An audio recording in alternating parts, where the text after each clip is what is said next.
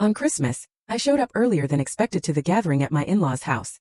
Have you ever had a moment where your entire world shatters? I did. It wasn't just my husband's arm wrapped around another woman, pregnant with his child.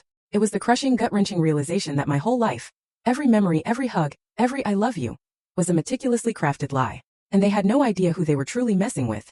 I used to believe that knowing someone my entire life meant truly knowing them, that a shared history guaranteed trust.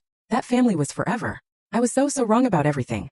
My name is Ava Sterling. I'm 28, a project manager at a high-end fintech company, right here in Manhattan. From the outside, my life looked perfect. A gorgeous brownstone, a rock-solid marriage, a career on the fast track. People envied me. They thought I had it all.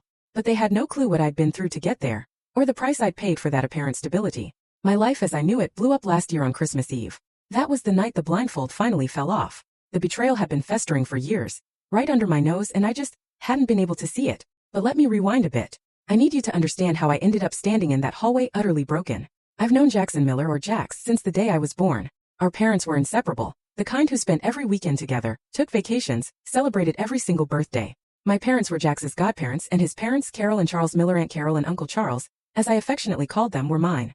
It was a bond that felt indestructible, forged over decades. We grew up playing in the same parks, sharing barbecues, birthday parties, every holiday. He was just a part of my life even before I understood what that really meant. But our lives were different. Very different. My parents had money. My father was a wildly successful entrepreneur. My mother a renowned architect. I went to the best private schools, had piano lessons, ballet, French tutors. We summered in Europe. We lived in a sprawling, historic brownstone on the Upper East Side. Jax, on the other hand, went to public school. His family lived in a simple house in a middle-class neighborhood in Queens. Uncle Charles managed a construction supply store. Aunt Carol was a secretary. They were comfortable but without luxuries. At the time, I didn't grasp those differences. We were just kids playing together. But looking back now, oh, I see the signs. The way Aunt Carol would linger on my mother's jewelry, the comments Uncle Charles would make about our house, our cars, our trips, always with a smile, always masked as a joke. But there was something there, a subtle sting of bitterness that my young self was too naive to recognize. Full story on the channel. Link below. Click now and watch what happened next.